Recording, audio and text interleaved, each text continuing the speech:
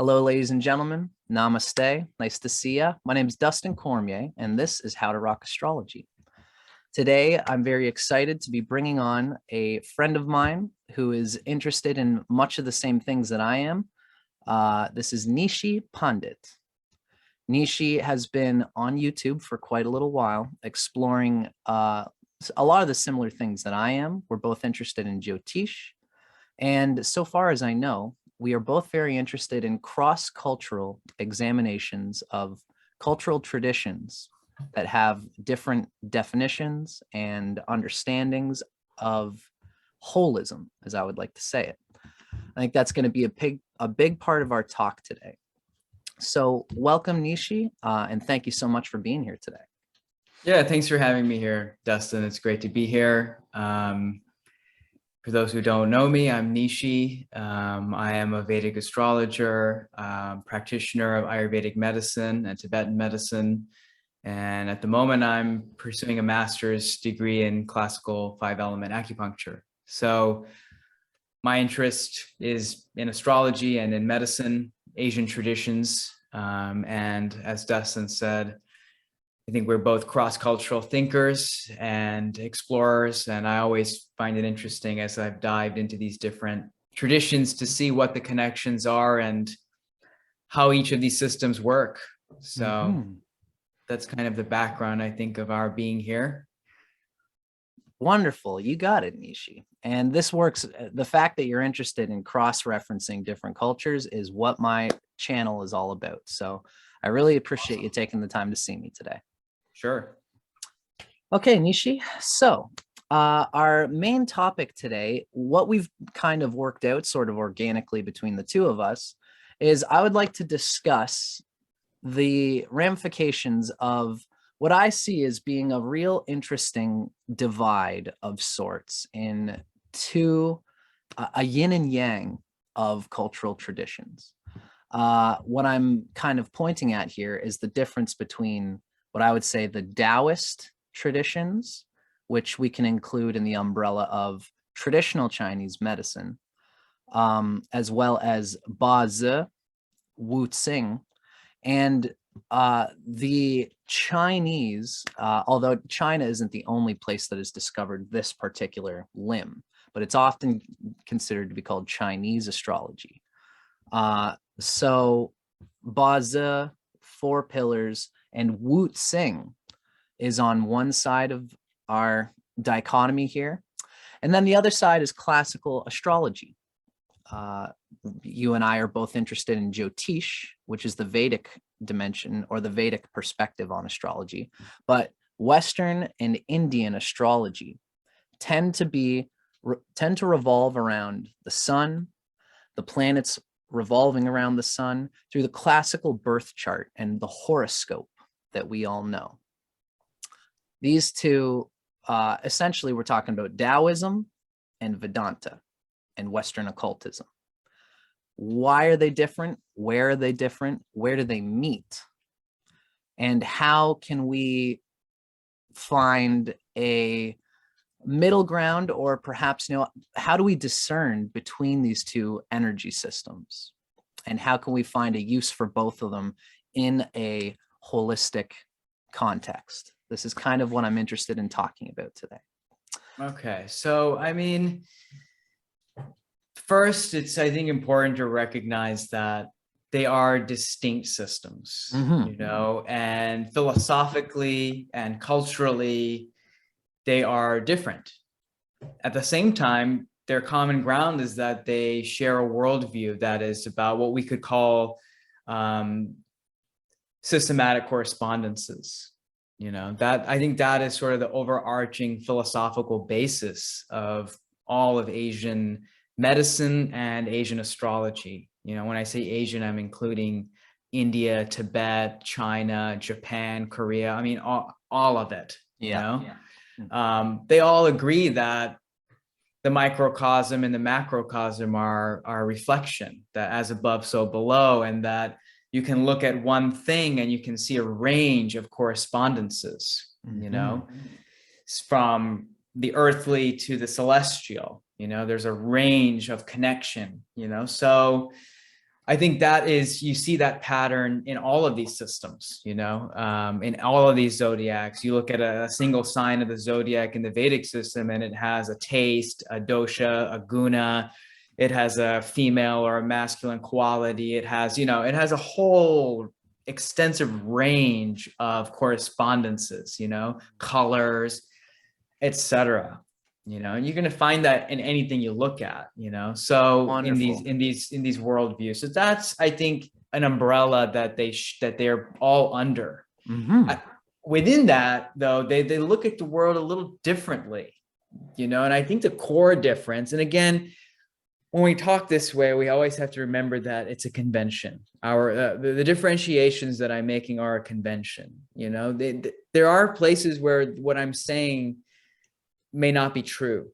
Mm-hmm. You know, it's not absolutely true, but it's essentially sufficient to make this distinction. Okay. Yes, and That's it all is. that I'm saying. Mm-hmm. Mm-hmm. So, and that distinction is that when we look at, you know, Vedic India, you know, we have to distinguish a little bit from Vedic period India and Vedanta, and what's kind of in between them, which is Samkhya, you know. When we're looking at Indian philosophy, especially as it's evident in astrology and in Ayurveda, we are really looking at Samkhya. You know, like Samkhya is where it's all coming from. You know, and there's elements of the Vedic philosophy that, you know, comes in there, which is a little bit more shamanistic. Wonderful. You know, now we're talking Atharva Veda and all of that. If Then I there's, might, so yep, if I'm just going to ask you here, Neeshee, because I've recently found through Vic Dakara's yep, works, he gives a distinction in the Veda between what he calls the, it would be the Purva Veda, which is essentially talking about the nakshatras, and has a little bit more of this sort of like, I would almost call an Ayurvedic. You know, it's all about rituals and actions yes, of when that's what I call shamanistic. Yeah, right, when is the right time to do things. And I would call it the elements of the chessboard is conveyed in the Purva Vedas. He makes a distinction between this and the Uttara Vedas. And in the Uttara Vedas, it's more about the Bhagavad Gita. It's more about how do you play chess? What do you do with the elements of the karma that you've been given in order to transmute it into a sum which is greater than its elemental parts? exactly. Christ consciousness. When you're looking at the Bhagavad Gita, Bhagavata Purana, Yeah, and all these things, now you're getting into like a cross between like Samkhya and like what we call Vedanta, you know. Then there's the Upanishads. All of these things are different periods of India's philosophical history and development, you know, with Vedanta being the latest, really. that makes sense. And the most non-dualistic. Mm-hmm. You know, that is, which is really its marker, you know, is that it's non-dualistic.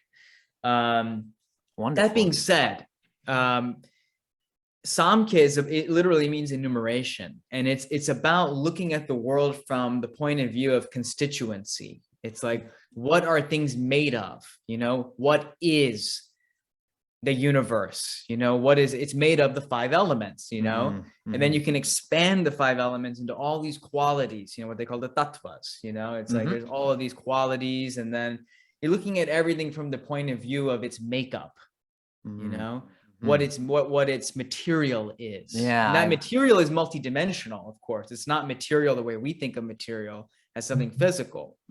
It is a multidimensional model of materiality, but it's very much concerned with what things are constituted of, the elemental makeup of things. And then, of course, that's where the gunas, all of the qualities come in.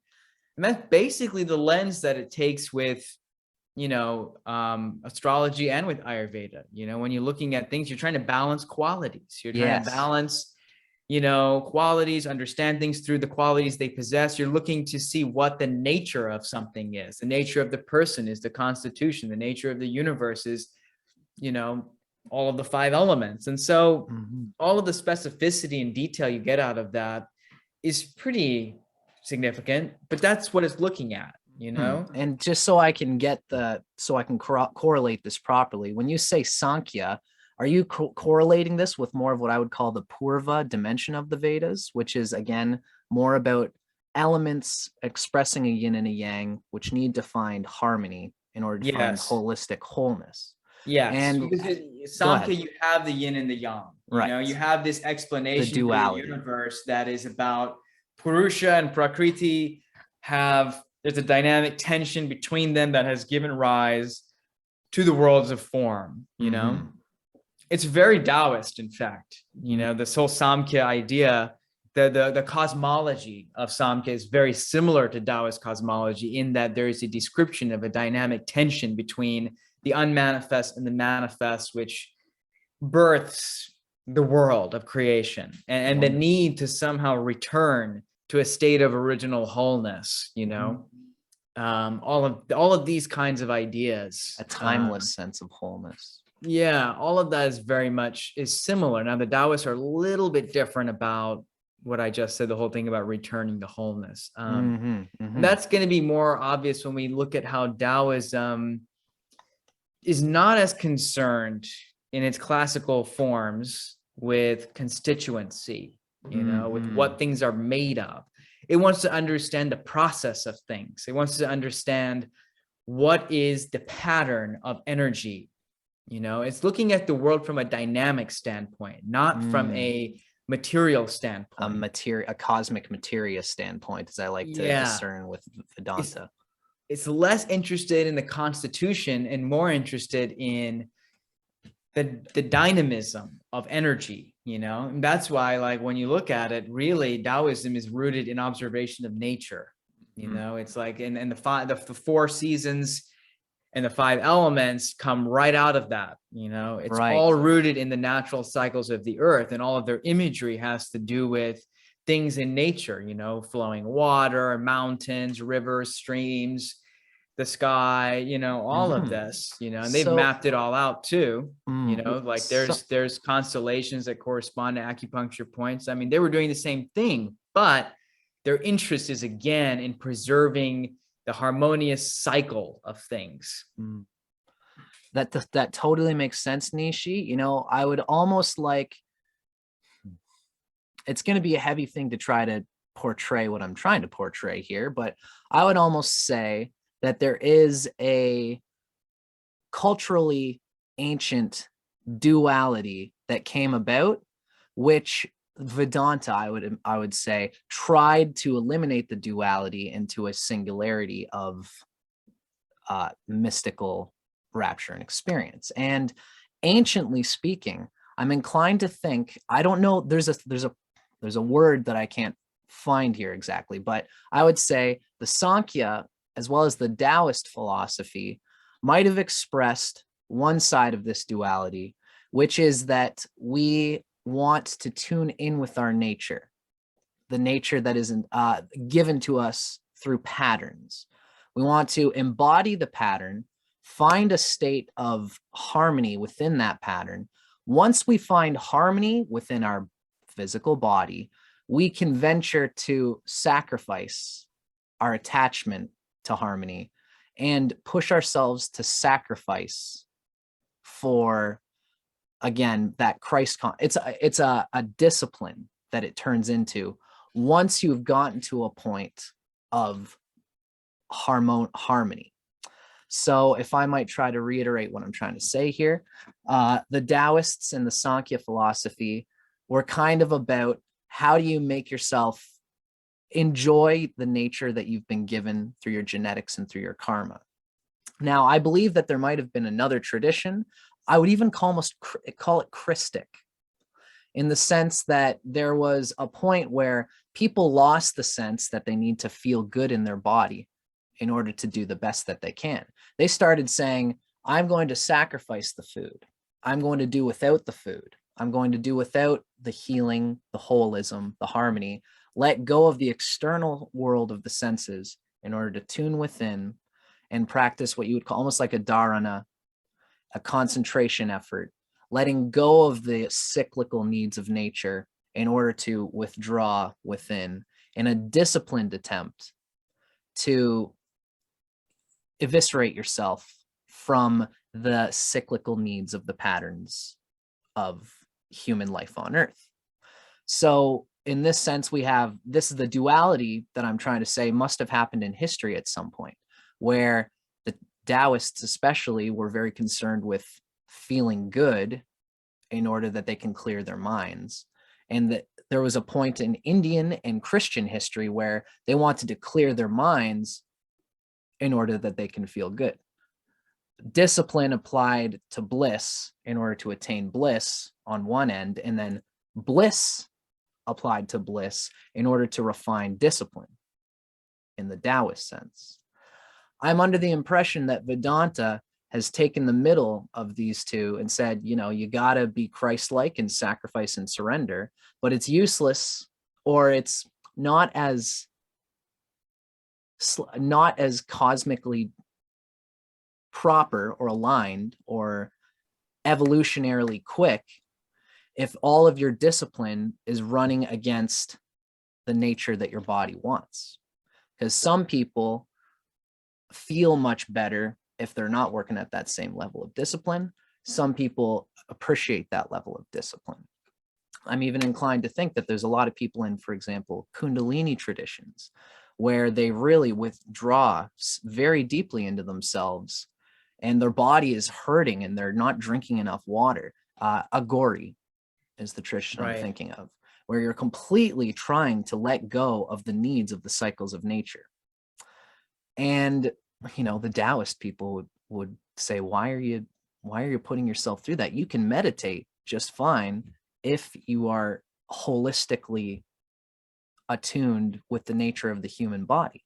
In fact, you'll be able to apply more discipline if you have tuned into the holistic nature of the human body.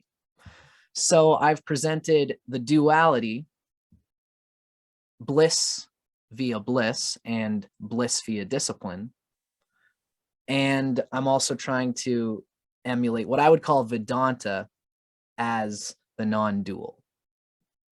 Right. And the difference here is that you're going to find ascetical tradition, you know, traditions within each of these schools of thought, you know, Totally. like, and certainly more so in Indian traditions because of yoga. It tends to be an ascending path with Kundalini and all of that. There's a raising of attention. In other words, the idea that having been earthborn, we need to return to heaven.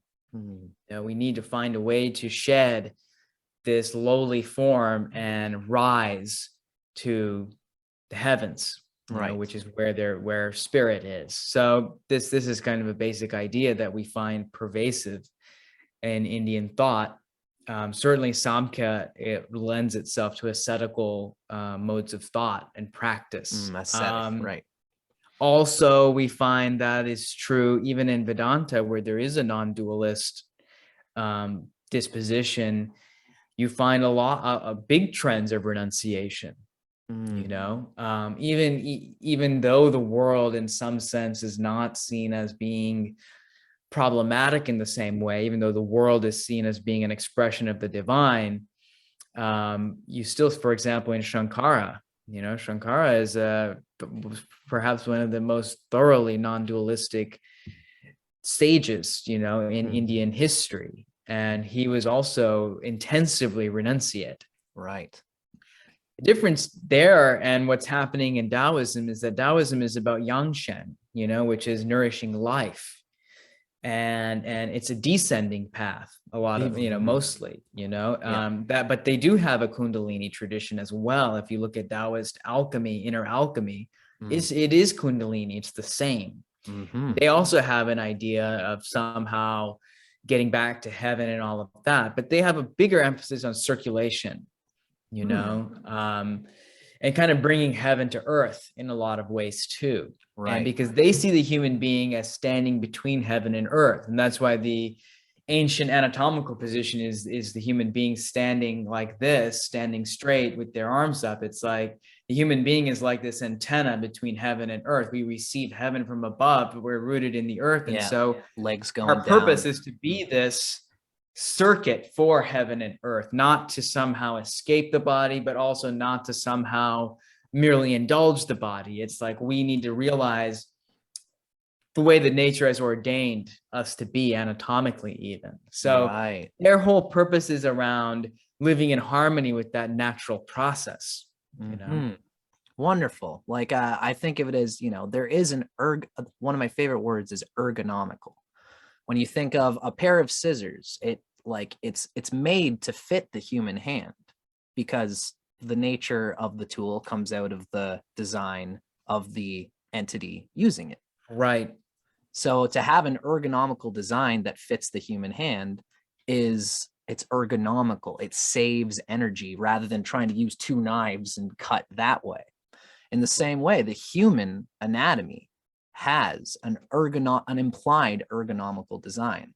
And it's universal in a sense. We all have the same organs, but each person has different ancestral and karmic samskaras, which power this universal form through different needs, through different particular paths to fulfilling and having a holistic expression of the human design. So we do need to cater to the nature of the human design, despite, whatever heavenly intuitions we have of what a divine celestial being would be. We have to channel whatever that is through our given physical incarnate bodies. And I would say that it makes sense to me that I think some people are inclined to think that, again, maybe not Vedanta, but there is some tradition. I've made a little bit of a duality, and I'll just paint a quick picture here. I hope I didn't interrupt you there, Neeshee. No. Okay, thank you. Now I'm going to share my screen. Can you see me here with my screen? Yeah. So, this is the two traditions we're talking about. There's Taoism, and then there's Vedanta. One of the pictures I often show here is I say that yogis are like race car drivers and Taoists are like mechanics. And the joke here is that a yogi, when he's driving on the road and he's constantly just wants to drive his car. And when something like when your liver blows up as a yogi and you've got some damage going on to your liver, there's a certain spiritual tradition that says, I don't care that my body is flagging. I don't care that I'm thirsty. I don't care that my body wants to have sex and release the pent up tension. I still want to race the car despite the fact that the car is breaking apart. Right. Taoists and this other dimension says, why are you ruining your liver that way? Why are you pushing yourself when you could do the same driving with a perfectly fine liver? If you were taking care of the holistic needs of your body, then you could race even better in a vehicle that is made to sustain the discipline that you're trying to apply. And so that's why I don't know if yogis versus Taoists is the right dichotomy to paint here. But this is, I'm trying to paint the duality and I'm still finding the words for it, if that makes sense. Yeah. And I think that, the astrology systems are very different. In fact, as your diagram was pointing out, I mean, even just looking at the shape, you can see that. And I think part of, something that at least I've thought about is that the primary reason for that, like Indian astrology, Greek astrology, all uses and also Persian, Arabic astrology, all use tropical zodiacs, some people are going to hear this and think, no, the Indians use sidereal. Well, there's no evidence for that, to be honest. Right.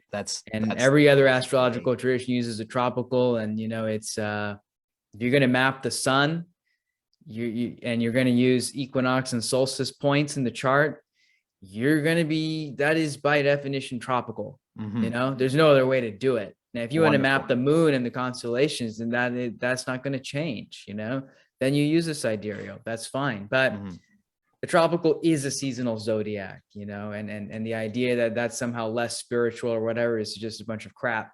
People don't understand what these zodiacs are. Those are all modern projections.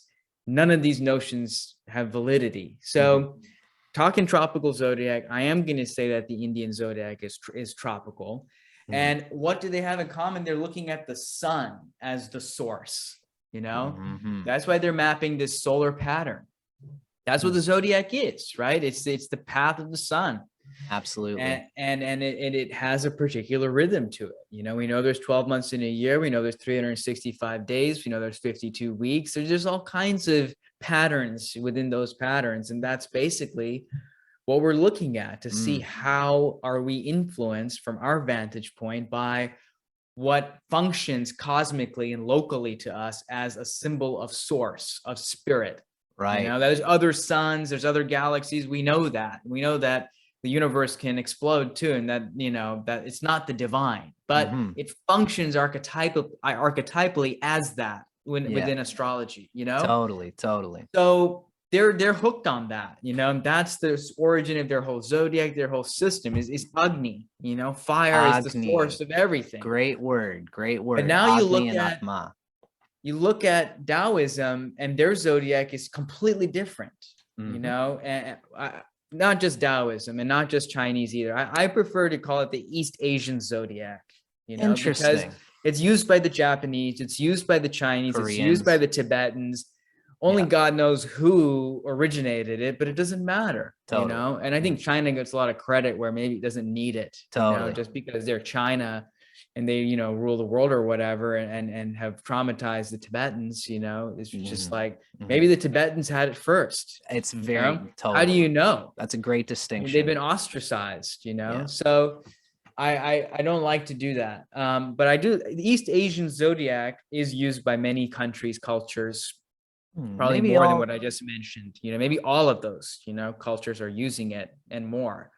That's awesome, Neeshee, because I'm inclined to think that I'm going to start using that myself. Whenever I say East Asian, I think people think, oh, right, Indian astrology. And I'm like, right. No, East Asian distinguishes you away from India. Because that's not all that other, because India is not East Asia. Got it. Okay, dude, I'm with you. That's it's good, right? Yeah, I appreciate that. I'm going to start calling it that, just to perpetuate the truth. Perpetuate this. The East Asian zodiac is a totally different cycle. It's a 60-year cycle, right? You know, and in some traditions, like in the Tibetan system, they also have 180-year cycles, you know, which is again just 60 times 3. Right.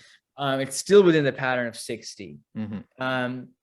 And that pattern of 60 comes from Jupiter. It doesn't come from the sun. Wonderful. You know, it's a sexagenary cycle. Right? Totally. Which is Jupiter's cycle, which is so interesting. Like, why would they be so interested in using Jupiter's cycle as the source of the zodiac? And I think that there's damn good reason for it, you know? And there's also good reason for looking at it from the vantage point of the sun as a zodiac circuit. They both have different values. And that's where I think that each of these systems, therefore, has a different value. But the value of Jupiter, of course, is within the 5-element paradigm of East Asian thought, which is, again, a cyclical paradigm. And in that paradigm, wood can be said in some ways to be a source element. I mean, you can take any element in the cycle and look at it as a source. Right. But wood feeds fire. Okay. And wood is associated. Yeah, wood is associated with birth, with spring, incarnation. Yeah. What are we looking at in astrology is birth, you know, life, the appearance of life, how to flourish.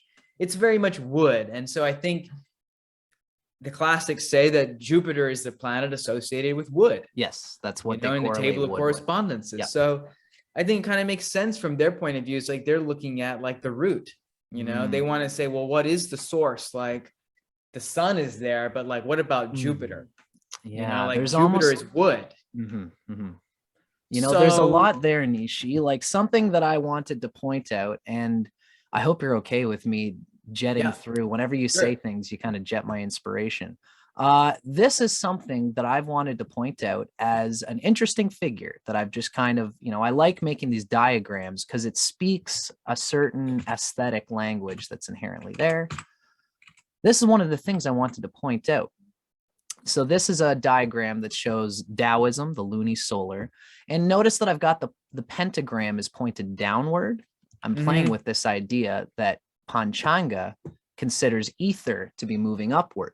So it's almost like the Taoist intention is to manifest heaven towards earth, whereas the Vedantic or the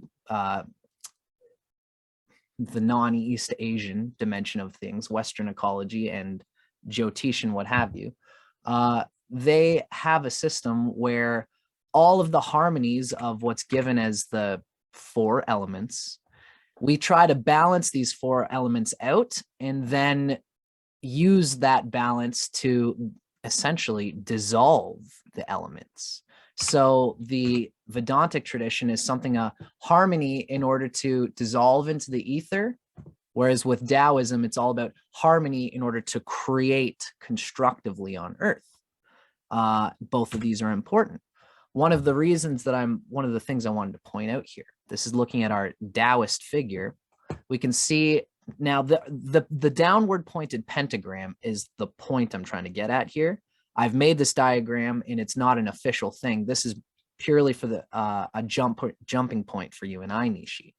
I'm trying to say that the Taoist pentagram might be pointed downwards.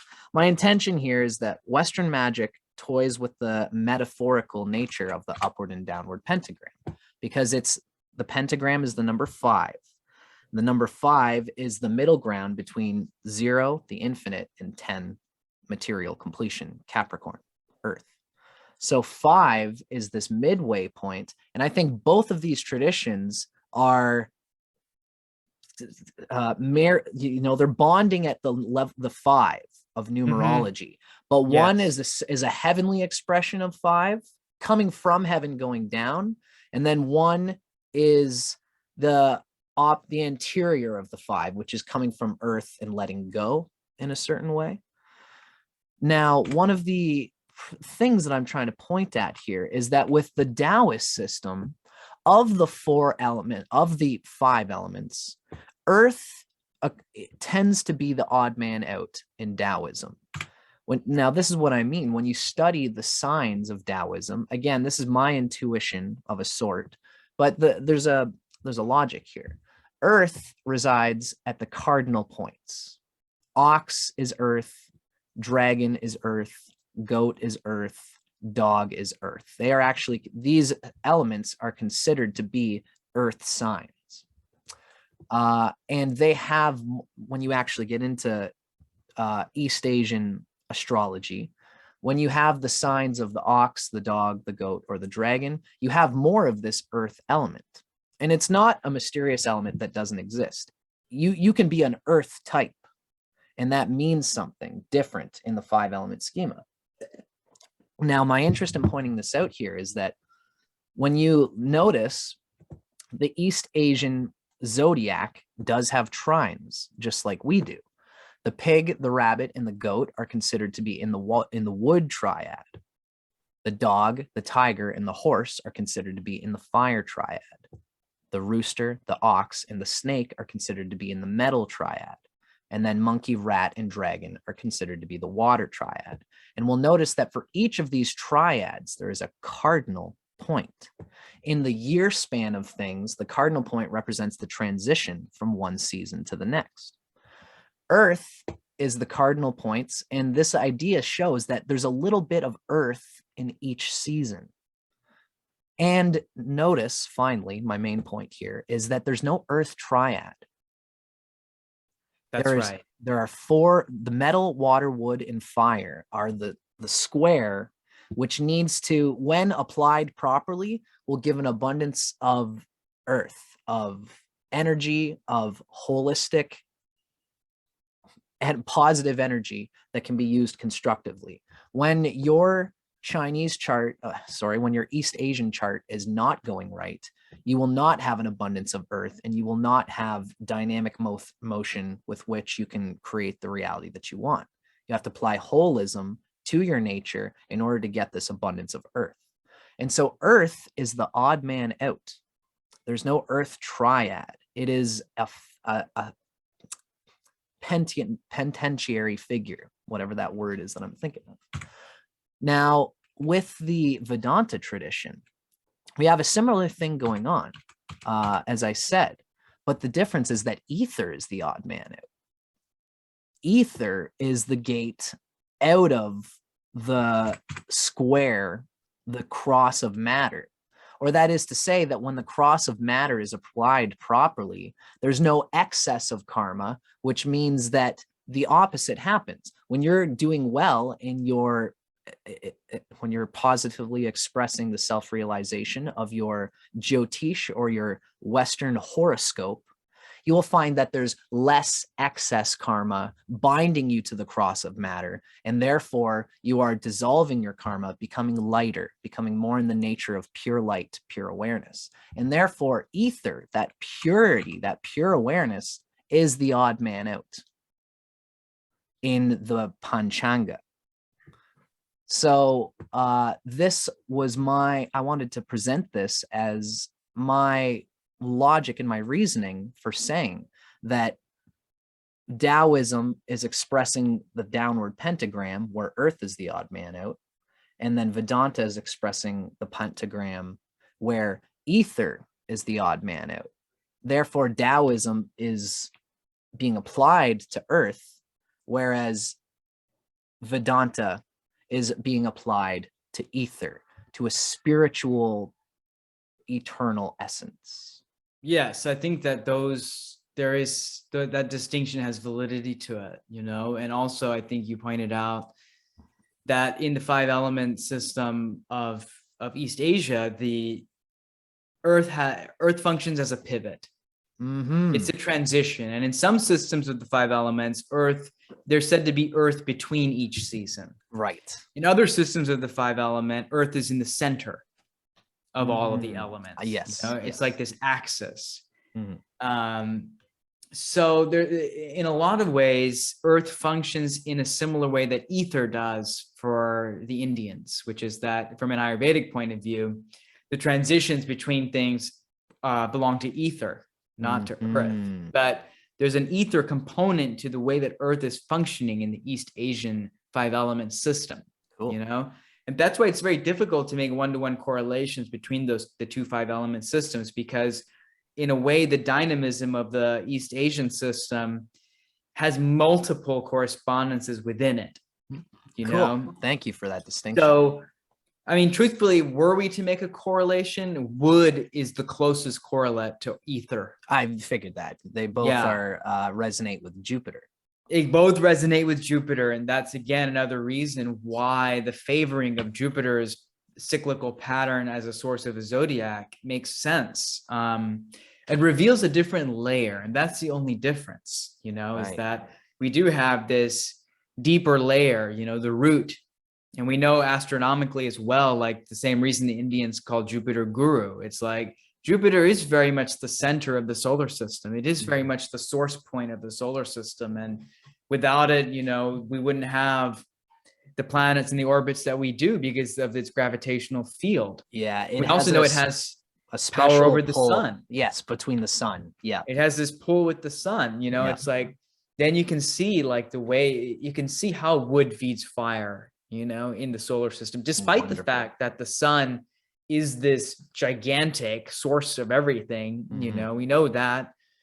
So there's a good reason for why that should be a source too. So it's like they're both true on different layers of the being, Wonderful. And I would say that the Jupiterian perspective is is a deeper layer. It's a more root layer of the person, whereas the solar layer is more manifest, it's a different layer. It's like, I wouldn't know how to describe it exactly, but when you look at astrology and you look at people, and you have a sense of how to look at these 2 layers, and you see their Vedic chart with tropical, and you see their East Asian elemental configurations, you can see the layers in them.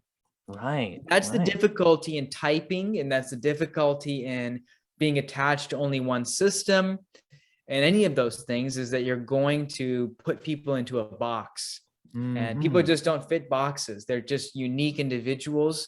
They don't completely fit that South Indian style chart. They also don't completely fit the East Asian charts. It's like they are a unique interaction of many layers and patterns. And if you want to see them as a whole, you need to understand that there are these layers. And then you've got human design, another layer. There's all kinds of things. There's a lot. So, you got to mix it all together. It's a very fickle thing. You got to just be able to see it and have the discrimination to know what you're looking at when you see a person and what they need.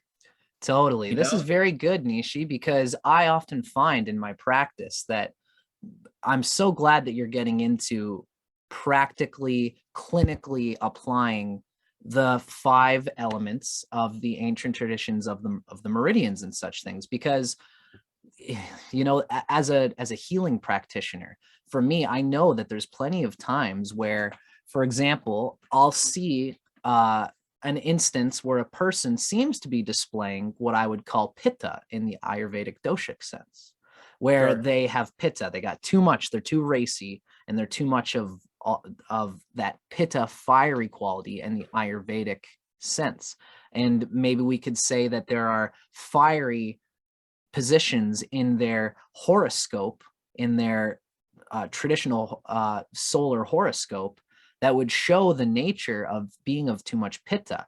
However, if you look in their 5-element meridian system, even though they've been born in a fiery way in pitta, of pitta dosha in that tradition, in the East Asian tradition, they might be too much water. They might actually be the opposite of too much pitta. Now, it's cute when we say, okay, so you are too much qigong, you've got too much water chi in your body, but you've got too much pitta dosha. What do you tell a person in this instance? Well, it would really depend on the person, and that's why I have such a focus on doing live video or in-person readings. I will never do a reading by recording. Yeah, or by, if someone is only going to call me on the phone, I don't do that. Right. You got to see the aura, because that's bullshit. Cool. That's not how astrology works. I mean, if you want to get readings like that, then you might as well just go to a computer printout. Totally. I don't read charts. I read people. Awesome. And I look at charts as a guide for the energy. But I need the energy from that person to really guide my reading, my interpretation, and the levels, all of it. So I just want to put that out there in general. Totally great, Neeshee. Good stuff. But the other thing here, what were we saying? Oh yeah, though I would tell this person, well, maybe they have a balance. It's like, that's interesting. The key thing always is whether to interpret something as being appropriate and natural or pathological. How do we know? It's like, maybe they have like 6 planets in Aries, and it's like, oh man, it's like they fired up, right? Yeah. I mean, is it appropriate? Like, is that just in their nature, and like they need to just be that kind of fiery, passionate person? Right. And we maybe tell them a little bit like, just think about Libra every now and then so you don't get too reckless, like have some consideration. But overall, like, you're just, nature ordained you to just be this kind of person. You're probably going to get what you need in your life by just being that way, and when you're out of whack, just think a little more about how to keep things in a harmonious place, Totally. But wonderful. Maybe it's like that is a cause of pathology for them, because there's so much imbalance. It's like, it's not spread out. It's like, it's all over there. Where's the rest? Yeah. It's a liability, but then you look at the East Asian and you see like just water everywhere, and you think, well, wow, maybe they're a balanced person. It's like, maybe there's a compensation happening here. It could be. It's hard to say, because usually I've found, for the most part, that complications in the horoscope are completely exclusive. You could have contradictory complications that obstruct your energy field in the Indian or the Jyotish horoscope, whereas a person's bazi, their East Asian 4 pillars horoscope, could actually be balanced and fine. And what it means is that, great, so your neurogenetic body part of your holism is in a place where you have the ability to work on the complications in your Indian chart. Really, it's luck and unluck to have any in either case, and you just got to use the gift you've been given on whatever hand to deal with the problems you have on the other hand. Exactly. And that's why, outside of a truly clinical scenario, I don't rely upon astrology to make diagnosis. Awesome, man. This is so good. It's not possible, Wonderful. It is insightful. But as soon as you're looking at a chart instead of a person to make the diagnosis, there's too many options. Is it the debilitated Venus? Is it the 6 planets in Aries? Is it the Sun Saturn conjunction? Is it that Jupiter is starved even though everything else is okay? Which one is it? Is it that Mercury has 83 Shadbala instead of 100% that it needs? Right. You Or know? is it that they've got too much wood in coming through their liver, and this is reverting and killing the earth element in their Bazi Jikung body, right? Yeah. What if they have an exalted Jupiter and we think, oh, that's awesome, you know? But what if that's creating a wood imbalance because it's just too much? It's like they have so much wood that it's like they don't control it well, you know? They go into excess. Right. You know, they're just in overdrive. So I mean, you just don't know how someone relates to all of this, right? It could be healthy, it could be pathological. Wonderful. So to interpret only from the chart is delusional. You know, it leads to delusions. It leads to clinical inaccuracies, and it's using your mind, you know, and your mind can come up with too many things. So it's good to have that reference point. I use it more as a counseling tool to help people understand, and I don't project an interpretation of whether it's appropriate or pathological, you know, because I don't know. I mean, obviously, if you see a debilitated planet, it's one of the most obvious things. You know, there are struggles with that. You know, you just know it. There's no way that there's not. Okay, there's no way to look at that as being healthy. It's not. Totally. It is a deficiency in the constitution that person needs to work on. Now, maybe it has a great Lajitari Avashta and it's in a good mental place, but that's not going to change the fact that it's constitutionally deficient. It means that if they get it moving, it's not going to be too hard to work with that, you know? So either way, but I just see it as energy. You know, I just talk to people about what I see in their chart, what's going on, whether that energy is happening, whether it's not happening, possibilities that might go on, you know, when I've got Mercury with Mars, you might get stuck. You know, I just try to tell them, just give them a range, because by just giving them the whole range, it establishes a resonance, you know? What needs to resonate will resonate, you know, and maybe it'll resonate later, you know, when they start feeling weird and they think, oh, you're saying something about that Sun Saturn. And it's like, maybe this is what I'm experiencing right now. And you just never know like how it works for people. But I think it's better as a tool for them to come into harmony with themselves and their nature and work with the energies that nature has ordained in them, you know, and I don't want to then use that to implement a clinical reality. Because then you're going from the outside in and you're not really aiding in the person's self-realization. You're telling them that's not even self-realization at that point. This is just hypothetical science on the part of the astrologer.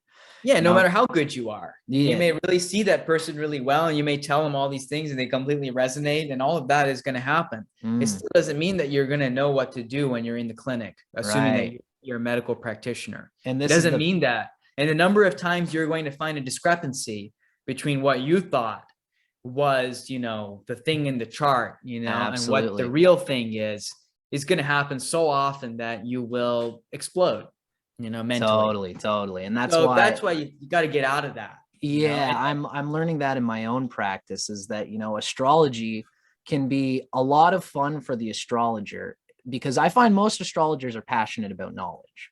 Sure. And we all get super revved up about the fact that I've studied for 4 years, and now I see a person, and no matter what, the astrologer will be able to find the pieces of what they're looking for in the person. You will see it. But that doesn't mean that is all inclusively that you are correct, that this is the only pathway to removing the person from maligned pathologies in their nature.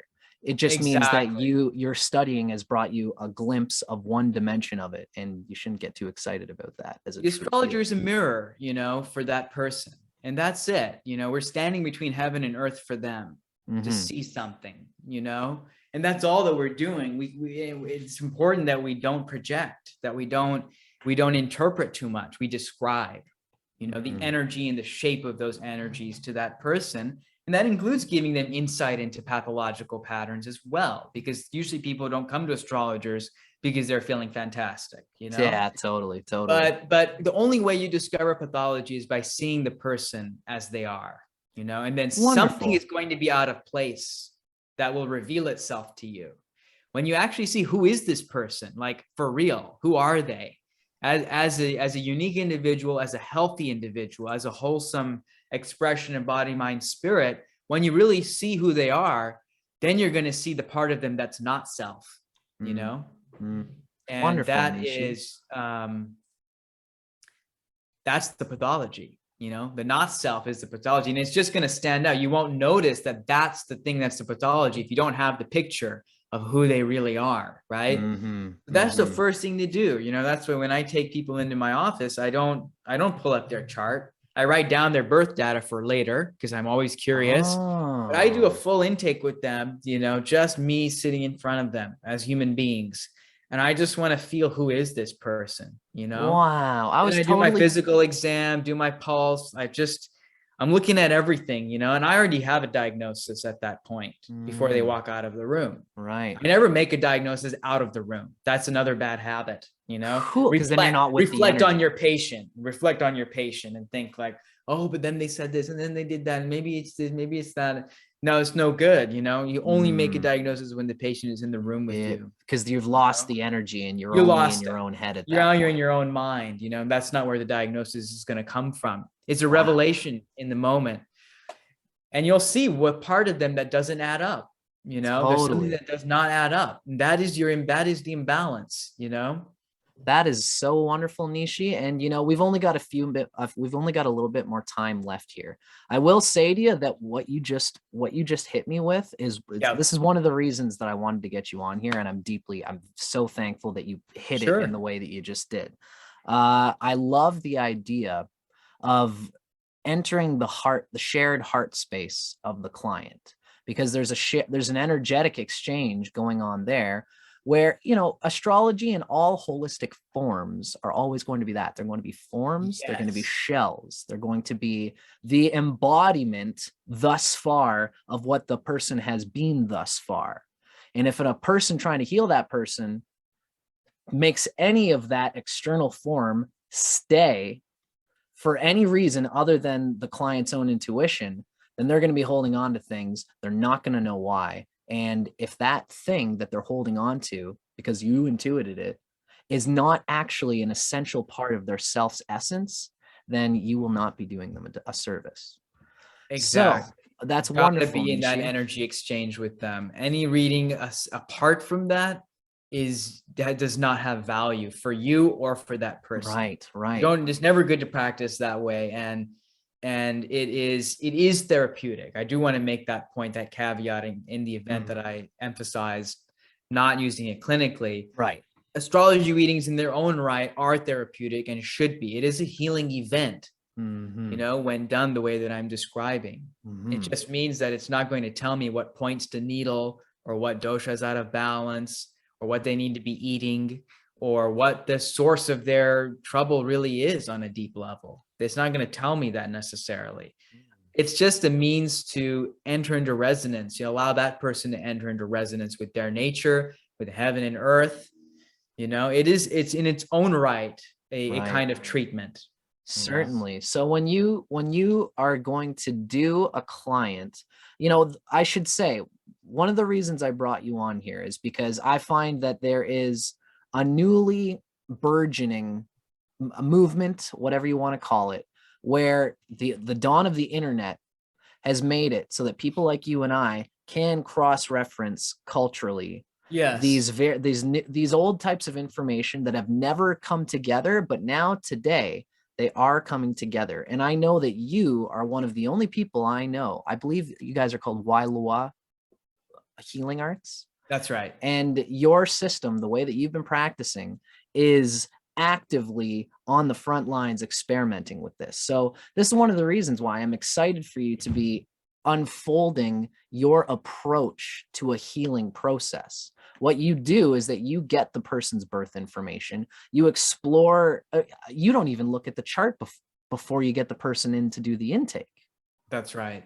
You get for me in that case. They're not coming for a reading, they're coming for a medical consultation and treatment. So I'm just getting the chart so that I can explore.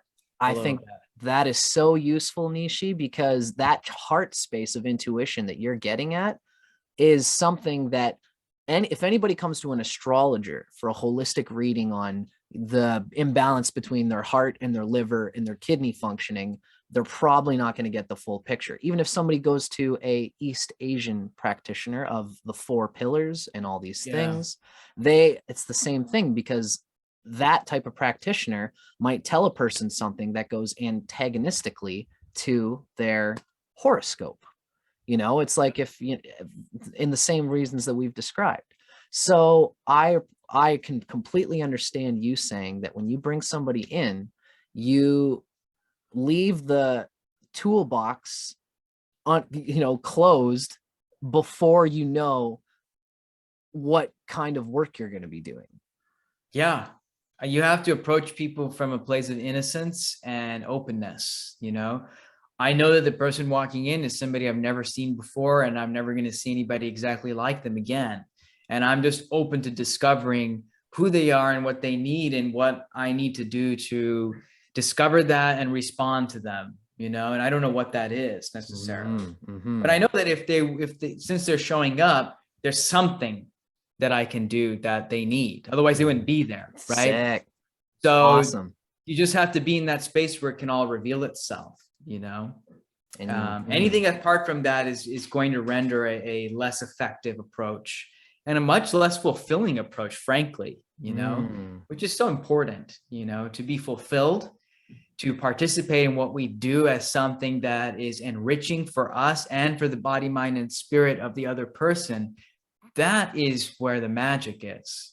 Wonderful. It's not in being able to read all these 50 billion aspects and Ashtaka Varga and Shadbala and Avashtas and tell this person through all their yogas, who they are, what's going on. That is not fulfilling in and of itself. It's not the mere conveyance of knowledge, as accurate or true as it may be, right? It's much deeper than that. Yeah, it doesn't matter. That's my interest, at least. And I'm putting down astrologers who work in a more technical fashion, and I'm not embarrassed to do that. It's I just don't think that's what the art of astrology is about. Wonderful. You're right. I'm going to champion that, and I think people should move away from this whole thing about being so technical. Technique has value. You got to know how to put a needle into an acupuncture point. But the magic of it is with your energy, knowing the point to do, and you being able to get the chi. Which is not a mechanical event. Yeah. So yeah. I just that's just where my center of gravity is, and I advocate it to others. Wonderful. Well, Neeshee, I got to tell you, this has been one of the most informative interviews that I've done so far. I love the way that you approach this, and for all those watching, like, it doesn't hurt to practice and fully know astrology. As I was just saying to you, Neeshee, you have to. I just did 4 years with Asheville Vedic astrology, but if I'm reading you correctly, Neeshee, I think the understanding to have here is that really Jyotish, Baza, Ayurveda, these are all many limbs branching out from the essential heart field of the client. And if we want to really properly go forward in the future and find the best way to see the full glimpse of what a person needs when they come for healing, we have to let go of this or this or this or this particular lens, because really it's a color by numbers picture. And you've really got to see them all. And there's value in reading from systems in which you have proficiency. Some people have a particular proficiency with certain things and they should stick to it. Right. But I advocate that people gain proficiency in more than one system. Wonderful. Yeah. That's my final word. Good, Neeshee. Well, thanks for having me. This has been so great, pal. Now, to be honest with you, my brain is exploding with a million things that I'd love to talk with you about in specifics. For now, I'm very, very grateful for you to have visited me with my channel today, Neeshee. I hope I was a good vessel for the consciousness you're putting down, because I love it. Otherwise, you wouldn't have been put down. So I guess you were. Bingo. Love it, dude. So yeah, let's, we can always explore more topics, and I'll look forward to that. Wonderful. I kind of our exploratory discussion of many things, Absolutely. I'd love to have you on. I'll bring you on, and I'd love to talk with you about Jyotish figures that you have seen in your practical application of Ayurveda. Sure. Where you can see things in the chart and how it manifests in Ayurveda. That's something in particular that I'm very interested in. I'd also love to have you on here talking about the outer planets. That was something that we've discussed. Yep. So Sure. for those watching, I hope you guys have enjoyed. I'm cooking up lots of ideas, and we're gonna have God be it and luck willing. I'd love to have you again on here, Neeshee, to talk about more of your unique and all consolidating brand of holism. I I appreciate it. look forward to it, Dustin. Thanks so much. Awesome. Thanks so much for coming, Neeshee, and I hope everybody else enjoys. See you again soon.